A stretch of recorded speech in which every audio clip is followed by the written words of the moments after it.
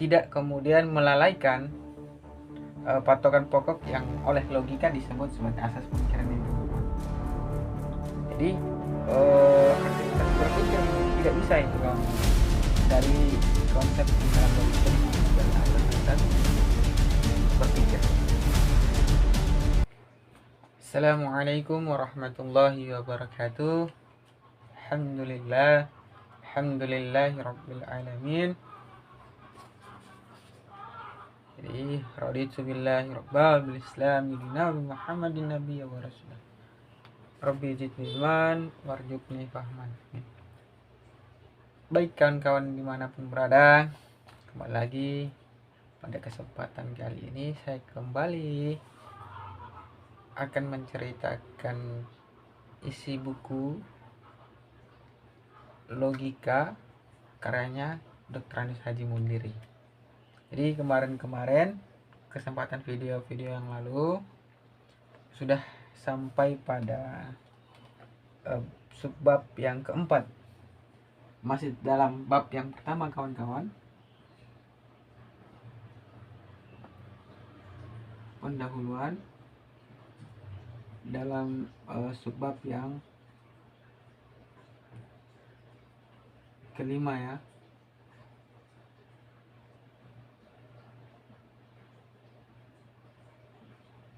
Berbicara tentang asas-asas pemikiran.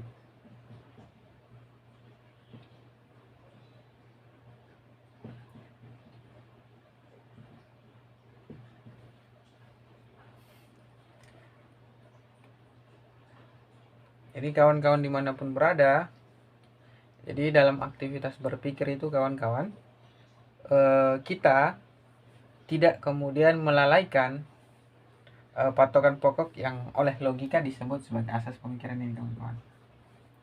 Jadi aktivitas berpikir tidak bisa itu kawan-kawan, dari konsep yang dalam logika disebut sebagai asas-asas berpikir. Jadi asas ini kan sebagaimana kita ketahui itu sebagai pangkal atau asal. Pangkal atau asal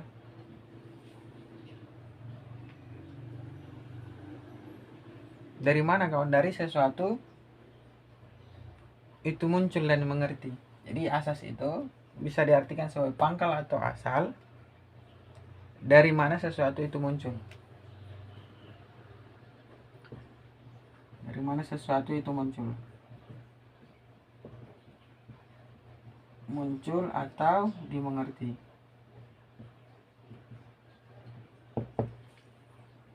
Sehingga asas pemikiran itu diartikan, jika asas itu sebagai pangkal atau asal dari mana sesuatu itu muncul atau dimengerti, maka asas pemikiran itu adalah pengetahuan di mana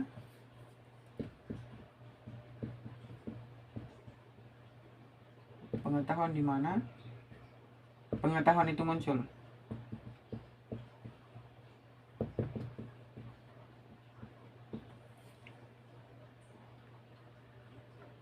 Ya, pengetahuan di mana pengetahuan lain itu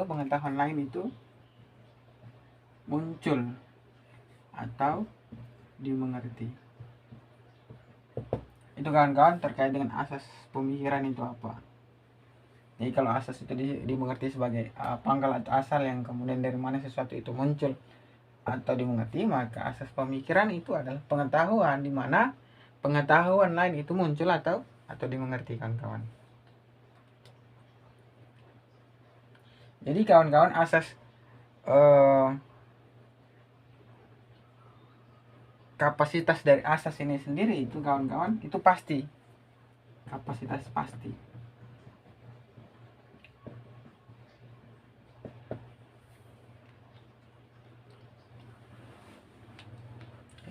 Jadi asas dari pemikiran ini bentuk kapasitasnya itu kawan-kawan itu pasti dalam apa? Pasti dalam dimensi apa kawan-kawan? Pasti dalam kelurasan kelurusan berpikir kawan-kawan. Jadi asas pemikiran ini kawan-kawan itu kapasitasnya itu pasti atau mutlak. Dalam dimensi apa kawan-kawan? Dalam dimensi kelurusan berpikir.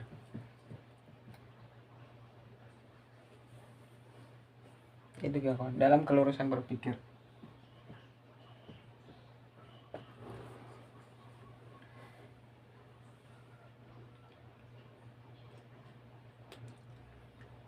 Artinya apa? Kalau misalnya asas ini menjadi satu kapasitas yang pasti atau mutlak dalam kelurusan berpikir, maka salah benarnya suatu pemikiran itu kawan-kawan itu tergantung terlaksananya asas ini kawan-kawan. Jadi asas pemikiran itu adalah sesuatu kapasitas yang pasti atau mutlak itu karena dalam dimensi kelurusan berpikir, sehingga maksudnya itu adalah salah benarnya. Jadi salah benarnya itu kawan-kawan suatu pemikiran, salah benarnya suatu pemikiran itu tergantung terlaksananya asas ini. Tergantung terlaksana asas-asas pemikiran ini kawan-kawan. Sehingga kalau misalnya salah benarnya ditentukan oleh adanya asas-asas pemikiran, maka ilmu dan pengetahuan itu menjadikan asas-asas pemikiran itu sebagai dasar kawan-kawan. Setidaknya dalam bahasa Mundiri ada 3 asas ini.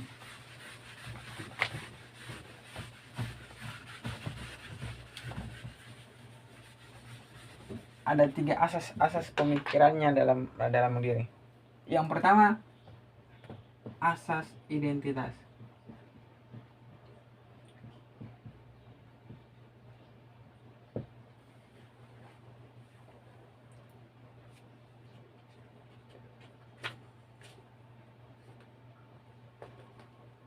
Itu asas yang pertama kawan-kawan. Tanpa asas yang pertama ini kita tidak bisa melanjutkan aktivitas aktivitas berpikir, khususnya kemudian ke asas-asas berikutnya. Karena asas identitas ini merupakan prinsip paling dasar dalam pemikiran, kira-kira begitu. Sehingga prinsip ini mengatakan bahwa sesuatu itu, jadi prinsip ini mengatakan bahwa sesuatu itu adalah dia sendiri.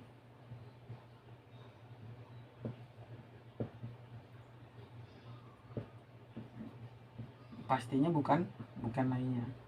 Karena identitas tadi kan.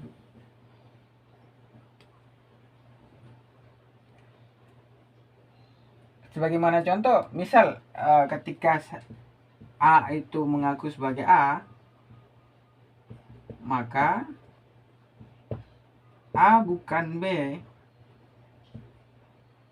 atau apapun itu yang bukan A. Itu asas identitas kawan-kawan. Maka bila proposisi, kalau misal dalam konsep kumpulan kata-kata atau proposisi, maka jika proposisi itu benar,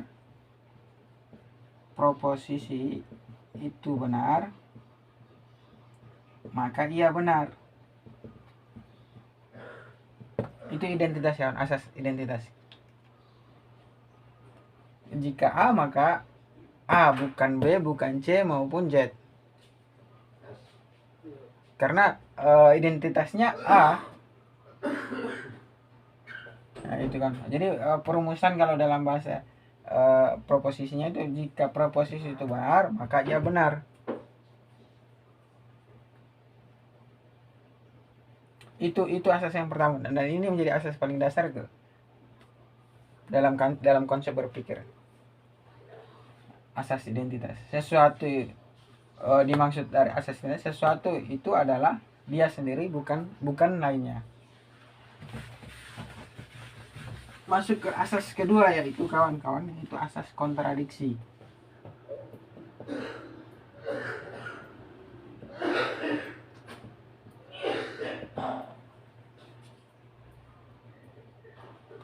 Kalau asas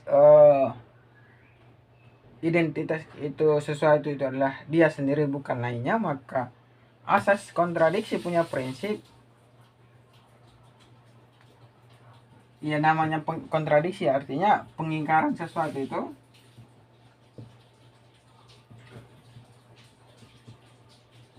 pengingkaran sesuatu itu tidak mungkin sama.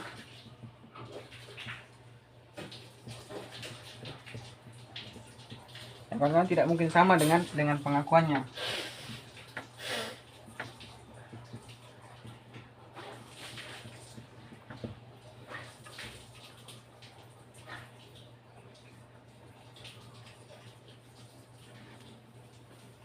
Jadi itu kontradiksi kawan-kawan, asas kontradiksi. Kalau contoh misalnya tadi asas identitas A, maka A, bukan yang lainnya karena identitasnya A. Ketika dia mengakui sebagai A, maka identitasnya maka A. Kalau asas kontradiksi itu beda kan kawan.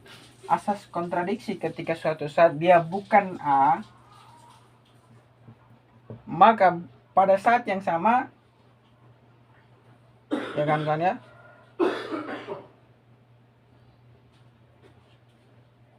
maka pada saat yang sama kita mengatakan itu A.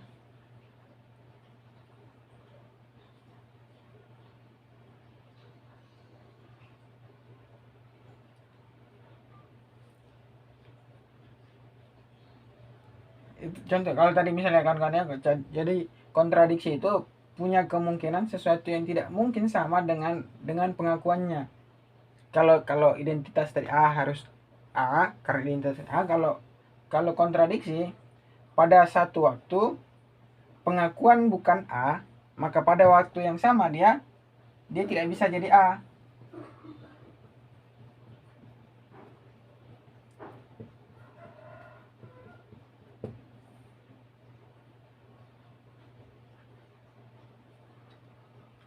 Itu kawan-kawan ya. Jadi kontradiksi itu seperti itu kawan-kawan. Jadi kontradiksi itu punya kemungkinan sesuatu yang tidak mungkin sama dengan pengakuannya. Contoh lain apa ya, seperti kawan-kawan ya. Misal A tadi ya, kalau A tadi itu kan kita mengakui bahwa sesuatu itu bukan A, maka tidak mungkin pada saat itu ia adalah A. Kita sudah tidak mengakui bahwa sesuatu itu bukan A, tapi pada saat yang sama kita mengakui itu A. Nah, itu kontradiksi kawan-kawan. Itu maksud kontradiksi. Misal contoh lain, story saya misal mengatakan postingannya lagi di Jakarta misalnya. Namun pada saat yang sama orang mengetahui bahwa saya lagi di Yogyakarta. Dalam dimensi posisi, orang mempertanyakan, oh ternyata lagi kontradiksi. Status mungkin hanya pemanis misalnya seperti itu. Yang sebenarnya ada di Yogyakarta. Itu kontradiksi kawan-kawan. Itu kalau kita misalnya rumusannya atau yang kemudian hadir hari ini, kalau misalnya rumusan pertama kan, bila proposisi itu benar maka ia benar. Kalau asas kontradiksi punya rumusan, tidak ada proposisi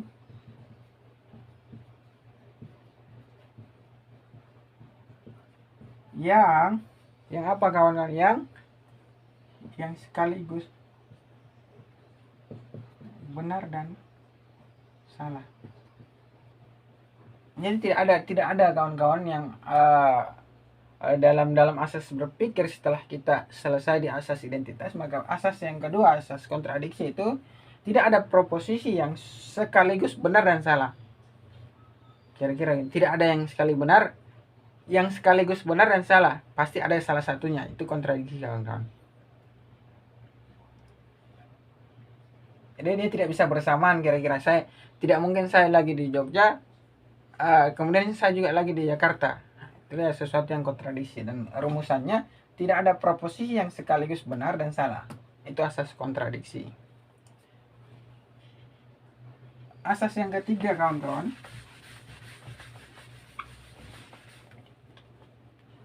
asas yang ketiga ini adalah asas penolakan. Asas penolakan kemungkinan ketiga, kawan-kawan. Kemungkinan ketiga, bukan orang ketiga, kawan-kawan ya.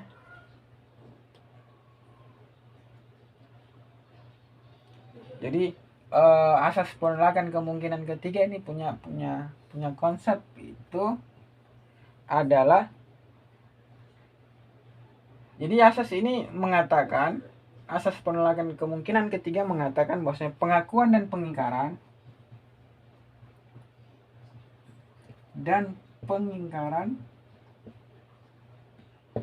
ya kan, asas ini mengatakan pengakuan dan pengingkaran itu kebenarannya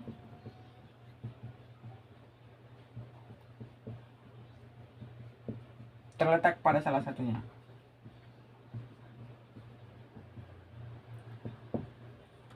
Jadi ini kan asas yang ketiga menjadi asas terakhir dari asas berpikir yang paling penting setelah dari asas identitas dan asas kontradiksi, di mana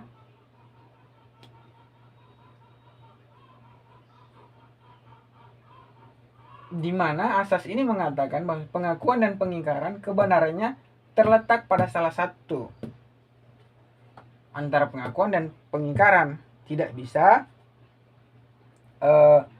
tidak mungkin keduanya juga salah keduanya, tidak bisa, atau benar keduanya antara pengakuan dan pengingkaran, tidak bisa. Karena pengakuan dan pengingkaran kan merupakan pertentangan yang mutlak. Itu yang harus antara pengakuan dan pengingkaran itu hal yang menjadi hal yang bertentang, menjadi pertentangan yang mutlak antara pengakuan dan pengingkaran. Jadi tidak bisa jadi satu antara kebenaran itu bisa di antara pengakuan dan pengingkaran, dan salah pun bisa di dua-duanya. Tetapi asas penolakan kemungkinan tiga mengatakan kebenarannya itu terletak di antara salah satu. Kalau tidak pengakuan ya pengingkaran, kira-kira begitu.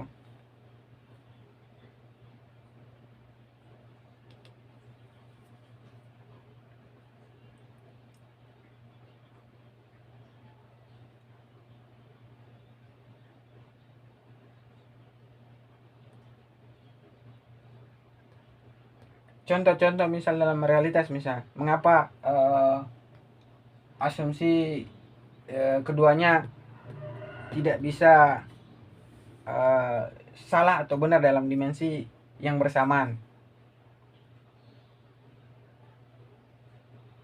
Kalau misalnya dalam satu pernyataan itu misalnya asumsinya positif misalnya, kawan-kawan ya, salah berarti itu, kalau positif dalam dimensi positif ya, pernyataan salah itu berarti ia memungkiri realitas.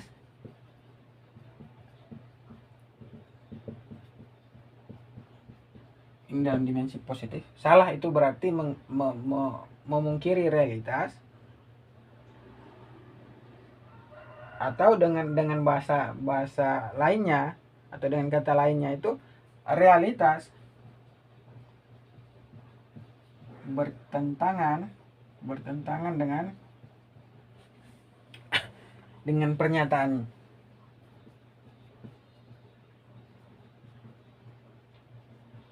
Itu kawan-kawan, itu jadi tidak bisa bersamaan antara realitas, asumsi salah dan benar ini itu berarti memungkiri realitas, atau dengan kata lain realitas itu bertentangan dengan pernyataan.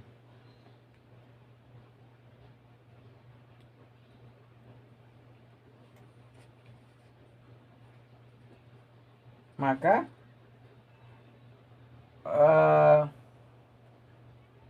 ingkar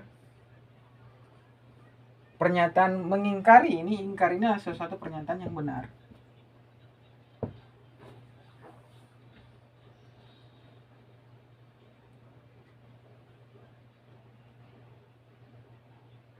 Karena karena apa kawan? Karena memungkiri ini adalah sesuatu yang benar dan itu mewakili realitas tadi. Karena sesuai dengan realitas. Karena realitas itu bertentangan dengan pernyataan. Begitupun sebaliknya kawan-kawan. Jika pernyataan ingkarnya salah, kita mengingkari yang salah, berarti ia mengingkari realitasnya. Maka pernyataan positifnya adalah ia sesuai dengan realitas. Karena kita memungkiri realitas kawan-kawan. Kalau kita memungkiri realitas atau mengingkari realitas, maka yang benar itu adalah kita sesuai dengan realitas.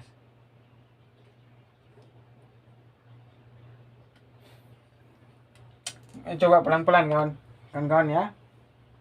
Asas penolakan kemungkinan ketiga ini antara pengakuan dan pengingkaran itu kebenarannya terletak pada salah satunya, tidak pada dua-duanya. Karena pengakuan dan pengingkaran itu adalah kemutlakan mutlak, adanya pertengkaran mutlak, kira-kira gitu, pertentangan yang mutlak antara pengakuan dan pengingkaran. Jadi tidak bisa dan tidak mungkin ya kawan-kawan, keduanya tidak mungkin benar keduanya dan salah juga keduanya. Pasti ada pengakuan antara pengakuan yang benar, pengingkaran yang salah, atau sebaliknya pengakuan yang salah, pengingkaran yang benar.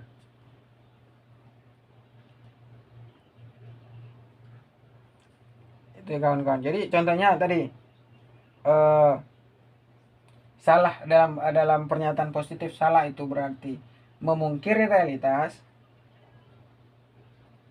atau dengan kata lain realitas itu bertentangan dengan pernyataan ya, pengakuan dan pengingkarannya, realitas bertentangan dengan pernyataan, maka berbentuk ingkar itu sesuatu yang benar. Karena yang sesuai dengan realitas itu memungkiri. Karena salah ini menunjukkan memungkiri realitas itu sesuatu yang benar, karena realitas yang menunjukkan real adanya. Jadi kita memungkiri karena salah tadi, realitas bertentangan dengan pernyataan.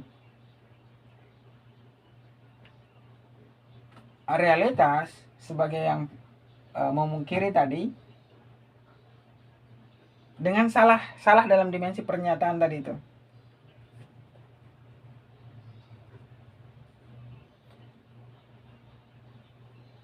Terus sebaliknya, misal kita punya pernyataan ingkarnya yang salah, artinya kita mengingkari realitas yang salah,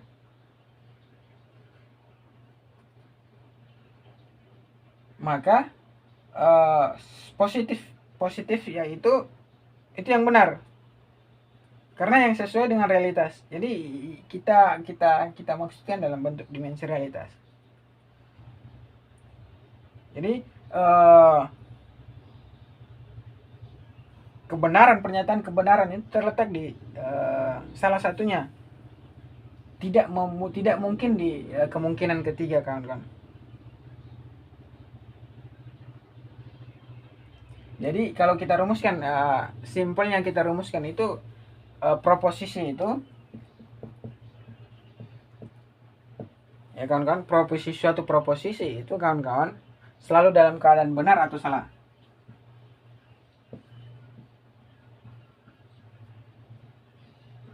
Dalam keadaan benar atau salah. Pakai atau ya kawan-kawan, bukan dan ya. Karena atau ini menunjukkan perbedaan kalau tidak salah satu. bukan dan harus dua-dua, tidak, tapi salah satu. Jadi suatu proposisi selalu dalam keadaan salah atau benar. Pasti ada salah satu yang benar dan ada salah satu yang salah, antara pengakuan atau pengingkaran, antara satu realitas dan pernyataan, kira-kira begitu kawan-kawan. Itu asas penolakan kemungkinan ketiga. Jadi dia menolak ada kemungkinan ketiga dari salah dan benar. Karena suatu proposisi itu selalu dalam keadaan benar atau salah. Kalau tidak benar ya salah, tidak salah ya benar. Itu asas berpikir menolak ada kemungkinan ketiga. Sederhananya begitu. Jadi yang pertama asas identitas yang menunjukkan bila proposisi itu benar maka ia benar. Asas kontradiksi mengatakan tidak ada proposisi yang sekaligus benar dan salah. Benar dan salah. Artinya bersamaan itu tidak ada. Asas kontradiksi menentang itu. Yang ketiga, asas yang ketiga adalah suatu proposisi itu kawan-kawan selalu dalam keadaan benar dan salah. Tidak ada kemungkinan ketiga. Kalau tidak benar dan salah. Itu kawan-kawan fondasi berpikir dalam logika yang kemudian disebut sebagai asas-asas pemikiran. Atau muncul atau bisa dimengerti sesuatunya pikiran itu karena punya tiga dasar. Dasar pertama ada asas identitas yang punya rumusan itu suatu proposisi itu benar maka ia benar. Jika suatu proposisi itu salah maka ia salah. Sebenarnya gitu karena identitas. Dia mengklaim diri sebagai identitas tersebut. Kemudian kedua asas kontradiksi. Tidak mungkin dalam suatu proposisi tidak ada satu proposisi yang sekaligus benar dan salah. Itu kontradiksi. Karena saling berkontradiksi, tidak ada suatu proposisi yang benar dan salah dalam satu waktu. Yang kemudian yang ketiga, yang ketiga adalah penolakan kemungkinan yang ketiga. Menolak ada kemungkinan ketiga dari benar dan salah. Karena suatu proposisi selalu dalam keadaan benar dan salah. Itu kawan-kawan, ini asas menjadi asas yang penting untuk dilihat. Suatu pemikiran itu bisa kita analisis dari tiga ini. Apakah dia punya identitas, apakah dia pemikiran kita ini identitas, kontradiksi, atau ada kemungkinan ketiga. Itu saja kawan-kawan terkait dengan bab pertama pendahuluan. Subbab yang kelima terkait dengan asas-asas pemikiran atau asal muala atau asas yang bisa kita apa yang bisa kita mengerti tentang pemikiran itu sendiri. Itu saja kawan-kawan dimanapun berada. Pada kesempatan berikut kita akan berbicara tentang cara mendapatkan kebenaran, subbab yang keenam dalam bab yang pertama pendahuluan. Itu kawan-kawan, kurang lebihnya saya mohon maaf jika ada komentar, saran dan sebagainya. Saya selalu terbuka dengan hal-hal seperti itu. Malah saya tertarik dengan dimensi yang seperti itu, saran. Itu saja. Billahi fisabilil haq, fastabil berat. Assalamualaikum warahmatullahi wabarakatuh.